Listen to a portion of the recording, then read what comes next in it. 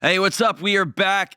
We have a very special segment here. I asked my friend George Kamel, who's got a new book coming out about finance and the chaos and the nonsense that we're seeing all over the place about it's the end of time and the dollar's going away and you should have a side hustle. Oh, probably should have a side hustle, but you should have a passive income, just all the stupid stuff. So I asked my friend George, it's like, hey, man, come on to the show with me. And A, I want to introduce you to our gang. But B, I want to behind the curtains look at you, the author of this thing. What in the world is happening with our money? And by the way, George is somebody that I call on the weekends. And I'll say, hey, man, I'm about to move this money over here. What do you think about this fund? And he'll say, yeah, absolutely do that or don't do that. So he's somebody that I trust with me and my family's money. So I'm excited to have him on. We're going to just do a segment with him. And I think you're going to get a ton of value. And he's hilarious. And he loves telling everybody that we're best friends. And we are not. Just kidding. We kind of are. Not really. Not even close. But we did go to the Blink-182 show and had to push his Tesla down the highway when it ran out of battery. Please welcome George Kamel. What's up, man? Hey, thanks for having me on. It's good. This is a first time for me. I'm kind of nervous. I've never been on the John Delony show. We've done a lot together, but not in your territory. Why does it make you nervous? I just feel like I'm not in control. That's probably a... Whenever we do I should things probably like see someone for that. we try. I've been telling you for a while you should. Man, yeah, I guess you never been on ever?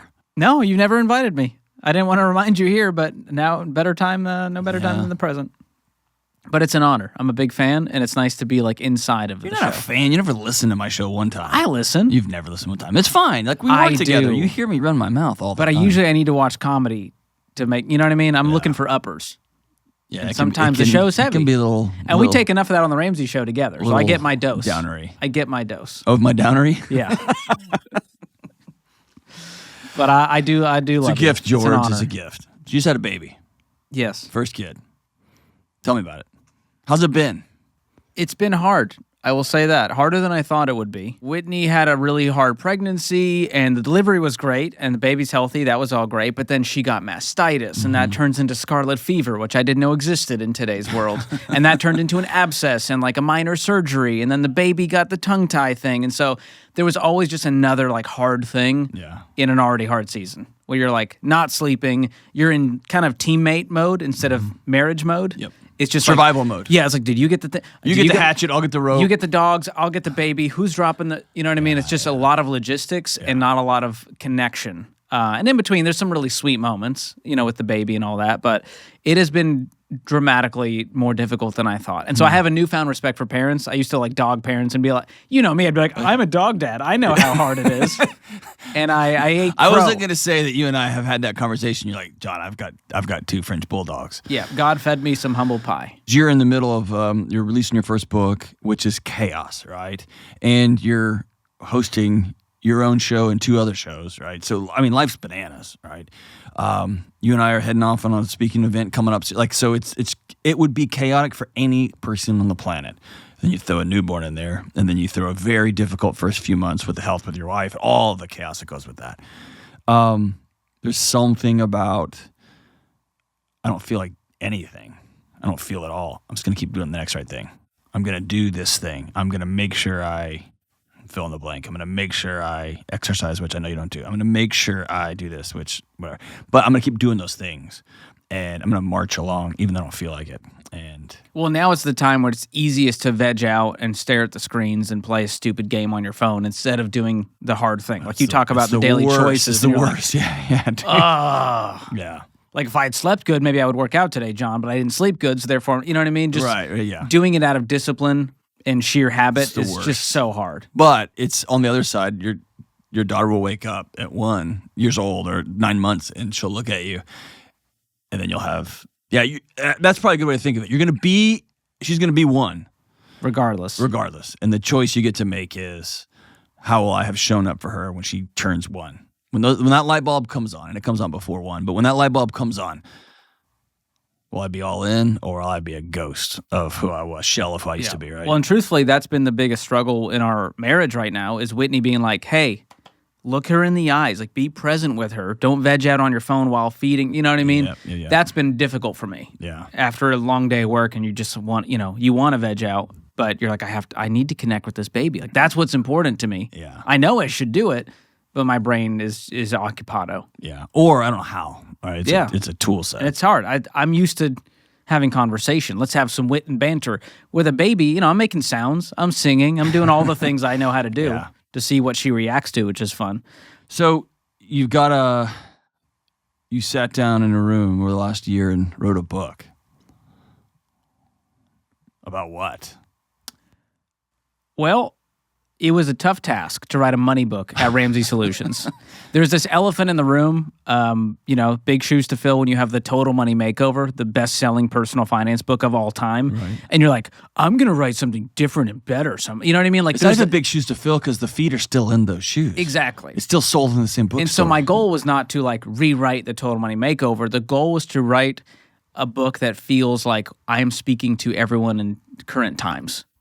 Of this is what the current state of personal finance is. Here's the real problems America's facing. Mm-hmm. Here's why people are saying they can't get ahead, and here's what I know to be true.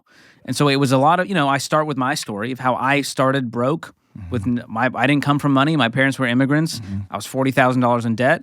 And over a decade of just hard work and following a proven plan, my wife and I are now net worth millionaires. Mm-hmm. And it's not to brag. It's to say, if an average George can do it, you can too, but here's what it takes. The gap between financial stress and financial peace is littered with myths and distractions and traps and noise. So my goal was to cut through all of that and tell people the truth about the financial system designed to keep them broke. So the truth about credit scores and credit cards and student loans and auto loans and mortgage traps and investing traps and marketing and consumerism so that they can break free from this matrix that they find themselves in. And for a lot of people, become self-aware for the first time that they're even in this matrix.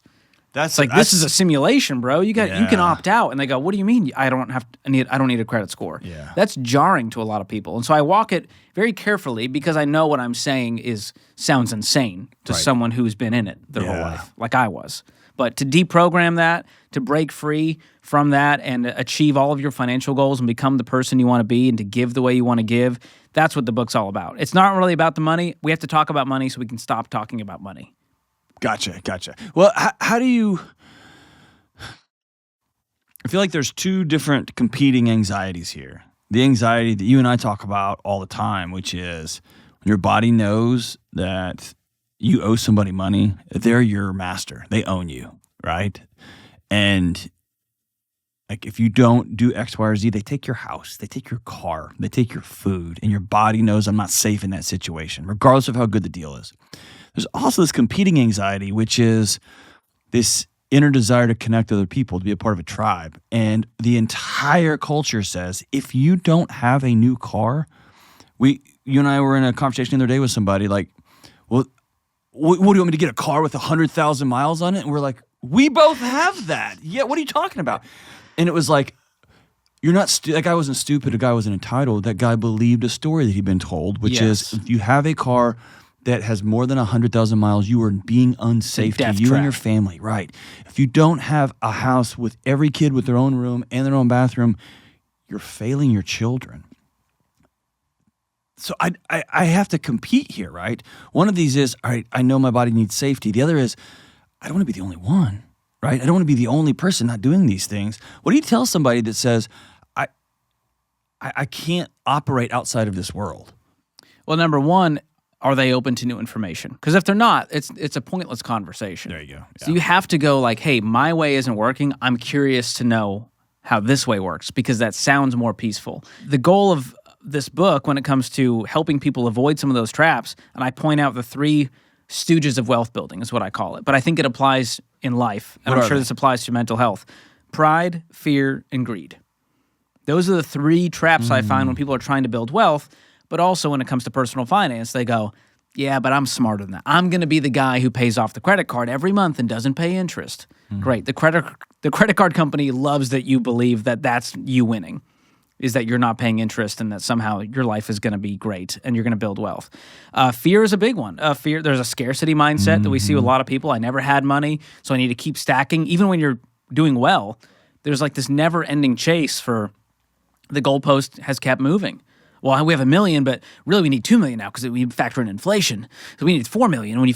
And so it never ends there. It never stops. Yeah. Yeah. And then you have greed, which is, I want to make $1 million in the next 5 years. And if I don't, and crypto is the answer because I can't wait for a mutual fund to grow in a retirement account. Right.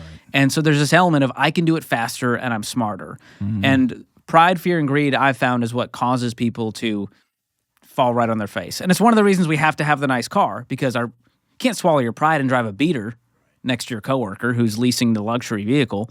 It's embarrassing. The lease is making the car company very wealthy.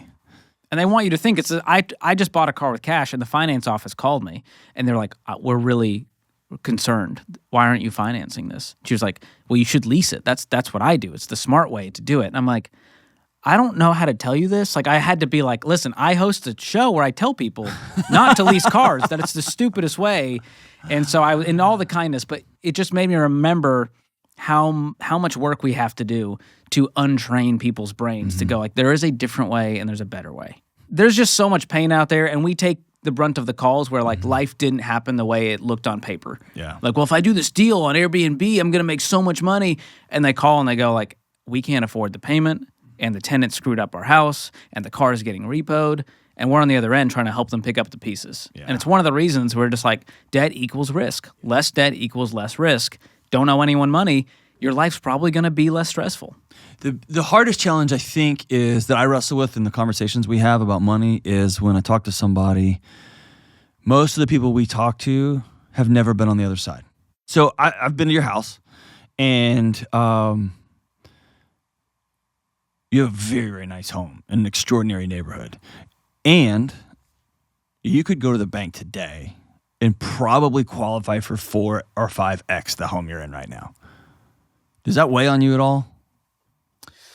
No, and I think it reminds me of Dave was on our friend Graham Stephan show, and they asked him, like, if you could borrow $1 million and guarantee that you would get this much return, would you? And Dave was like, no. And they're like, why? We just told you you're guaranteed to make this money. And he was like, I don't borrow money. And it was such a like mic drop, bad A moment of Dave just being like, I actually live by a set of values and principles to where I'm not starry-eyed by what could be and what the bank could give me and what investments could make. He's at peace with where he's at and so confident in his plan to build wealth that nothing could sway him. And to me, that is like invincibility. And so that's what I feel. Being anchored into a value. Yeah, on a much smaller scale because my wealth is minuscule compared to Dave Ramsey's. But there's such an amazing feeling going like, my next home, I'm sure we'll move one day into a bigger, nicer home maybe. We're going to pay cash for it. Yeah. And that means it's not going to be a home that is 4x because it's going to take a while to do that at the speed of cash. Yeah. But what I will have is peace and the muscle to save to where I'm like, if we need to save for anything, it's not going to be a problem. Like saving for a $20,000 vacation or to like save for pay someone's adoption fees, it's just going to be another little goal. We go, yeah, we know how to do that. But someone who's never done that, they can't fathom even saving up $10,000 to pay for a car. What they can fathom is paying $400 a month for the car payment.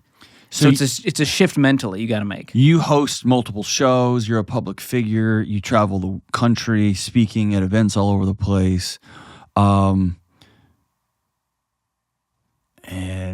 this morning I had to run to Walmart to get something and talk to the person who's stocking shelves in the morning. They're like, that's cute, bro. Like, cool. Like, paid off your car, paid off your house. Real cool. I work at Walmart because I have to. And my dad left. This happened. This is the job I could get. I make $18 an hour. And I'm really grateful to have it. This kind of book works for y'all. I appreciate it, man. But I'm trying to make groceries and I got to get a car. Like, talk to that guy. Well, I have deep empathy for those that feel like there's a certain kind of person that can get ahead with money and it's not me. Because I remember feeling that way. I thought you were born into wealth or you just never have it. Yeah. And wealth is a very generic term. To me, wealth just is freedom. Yeah. Do you have options? Do you have margin in your life? That's a good point because wealth to me means more than I've got right now. Yeah. You know what I mean? It's so relative. Because I'm always chasing a feeling. Wealth to the person at Walmart is if I can make $20 an hour, it would blow my mind. Yeah. And the goalpost always moves. When you make 20, it's like wealth is now 25 an hour. It's always more than I got. Exactly. Instead of saying, no, I'm at peace. Yeah, that's a good So point. the hard thing for those people out there who feel like this isn't for me, this plan, that's nice, but I'm too broke for this, or I'm too wealthy for this. There's this, like, everyone says this is not for me. The day you realize you're not special in the best way. Yeah. Yes, you're uniquely made by the creator, but I'm not special as far as this plan not working for me. Math. To math. And so here's the best thing I could say to that person is that it's not all your fault, but it's your responsibility. Okay. And that's a tough pill to swallow. Not by your hand, but in your lap. Yes. Right? Yeah. And so in parentheses, not all your fault. We have to own the choices that we've made that have got us here. Even if those choices are, I saw my mom and dad handle money the wrong way and I fell for that. I thought my parents were going to pay for college and it turned out to be student loans in my name. We hear those stories all the time. But the decision you have to make is, I have agency and autonomy over my life. Most people feel like life is just happening to me and I got to do whatever the lenders say and I got to do whatever my boss says. But when you realize I have control, not just when it comes to like what I do with that paycheck, but what career path I choose and how much effort I'm going to put in and what opportunities I say yes or no to and the decisions I make or don't make when it comes to those dollars and who I decide to hang out with. When you start to control those inputs, you get this little thing called hope where you're just like, oh, if I can dial down the noise of the social media gurus, or if I can believe that, man, if I just go learn on YouTube, learn this skill, I can go apply for that job and make double what I'm making now. Yeah. But people have just had the belief beat out of them. They're just hopeless. They're cynical. And they think like, this is the world we live in, the economy, and it's the boomers. And I talk about that in the first chapter of the book. I lay out every single objection and excuse that we could point fingers at, and it feels good. It felt good to write it. It was cathartic. I was like, yeah, man, the housing market's insane, and college tuition's out of control, and the Fed, and Congress, and the guy in the White House. And at the end of the day, it was just, when I point back at me, it was like, oh gosh, not me, not me, not me. Back to the other stuff. Right. It's not fun to pull up that financial mirror to go like, okay, even if you're not the entire problem, you are the entire solution. Yeah. And we know that. Like forgiveness from the government, it's probably not going to happen. Like inflation is not a dial I can control. But what I can control is I'm going to do that side hustle to get out of debt for the next 2 years. Yeah. And then I'm going to bust my butt and save up. And I'm going to get married and we're going to combine finances. And now we have 2 incomes. And now we're going to make a little more progress and a little more progress. And it might take you a decade. And you wanted it to take a year. And we know most people, they overestimate what they can accomplish in a year, underestimate what they can accomplish in a decade. And that was my story. Yep. Didn't happen overnight. It took 10 years. For some people, it'll take 20. Yep. That's okay. Run your own race, because when you run other people's race, there's no finish line. That's the problem with this kind of comparison mindset of like, well, John's, you see the kind of car he has and the kind of house he has. Dude, like, he doesn't pay your bills. Right. You don't know what he's going through. Yeah. And so it gave me great peace. And for that person who feels stuck, to just go, all right, I'm not going to compare myself. I'm going to tunnel vision and go, what is the right next step for me? And I think that's the reason that's so important is, strangely, and it's weird to admit this, when I spent all those years working in higher education with students, the conversation was so much in my lap. What can I solve for them? Bring me your challenges and I'll solve them for you. And there is a part of that, right? Part of my job was to teach them what options were and I'd make that happen. But it was an eye-opening moment for me a few years ago when I was sitting somewhere saying, hey, every time I've sat down with a family who's about to lose a child, every time I've sat down with someone who just lost a loved one, every time I've sat down with somebody who was marginalized because of any number of reasons society's kicked them to the margins, so we don't want you here. I always sit in those moments and they're heavy and they're dark and they are filled with tears, and it could be 2 hours, it could be 2 months, it could be 2 years of conversations. We always land on the same question. What are you going to do now? And it was when I sat here with this money thing, because I was always, for 20 years, I've been wondering what Washington's going to do about this stuff. And I know Dave Ramsey principles and all that, but I kept saying, what's the right monetary policy and what's this and this? You were coming at it intellectually. Right. Instead of looking in the mirror and going, okay, dude, this is the way this is right now. What are we going to do? The house is on fire. And it's like sitting there and watching it burn and being like, when is the fire department getting here? At some point, you got to go, hey, they're not coming. They're not coming. Or they're going to get here. It's going to be too late. Get the family out of here. Let's get all our stuff out of here. And so I think it's important for people to know in this book, you walk through, we call them traps and stuff, and you and I laugh about it because we live in this world. But I think it's like, I have family members that genuinely had never heard that a credit score is a scam. They didn't know that. That generally thought they were missing something when they didn't understand crypto. Like, I'm behind. Or that they don't have a rental property that they are 100% leveraged on.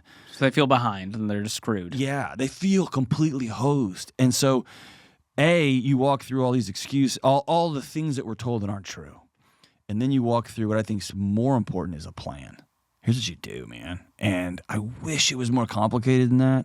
Here's a plan. And it's not hard. It's hard, but it's not hard. Right? Yeah. Simple, but not hard. Right? Yeah, in chapter 9 is where we move from the system to breaking free from the system. So it's chained to the system. Here's all the things that you're chained to. And then I'm going to show you how to break free. And so I talk about budgeting is freedom, spending is self-control, margin is breathing room, savings is peace, debt is a thief, wealth is patience. And my favorite is generosity is joy, is what the whole thing kind of points to. And in the book, like the fruits of the spirit is the verse I use on the flap, on the title page, because truthfully, I feel like that's what we're all striving for. We want peace and joy and self-control. That's what we're aiming at. And money is just an obstacle instead of a tool to help us get there. And so if we can remove that obstacle and transform it into a tool to where we go, we don't have to worry about money. We get time now. We can connect with we can build those relationships that were broken. And you also loosen the chains of your employer running your life, other companies running your life, even in some ways, not legally, but the government running your life. Like, we're going to raise interest. Okay. I don't borrow money, so when you don't, okay. Yeah, when Dave Ramsey has a 0% interest rate because he doesn't have a mortgage, he's not as concerned. Or when they say, "What's your credit score?" He's like, "I haven't looked at 30 years. I don't know, and I just don't care." Right? Finally, we have to solve this important thing, and then we got to go. There's a Reddit thread about this. There's a great conspiracy across the country we need to clear up. Let's do it. Are we actually friends? Oh gosh. I ask myself every day, honestly. I think it changes. I think it's one of those, we love each other, we don't like each other. I don't love you. I think I like you, but I don't would go as far You as like love. me, I love you. It causes some tension. It causes a lot But of yeah, tension. on the show, and here's the backstory, John is mean to me. I'm going to put that in air quotes because I've actually been bullied and in my previous life when I was a kid. What John does is a defense mechanism that I see through instantly. Oh, okay. You see me as a threat.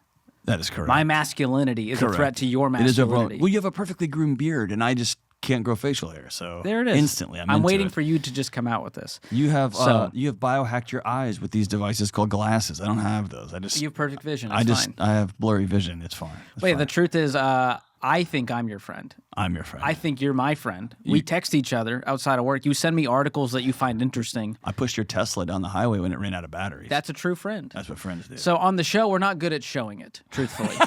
You know what I mean? I like it.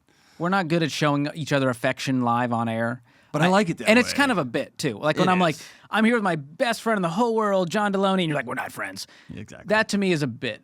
And But they some don't get find to that see us entertaining. at the Blink-182 show singing our hearts out. Rocking out together. See. So I think that squelches it.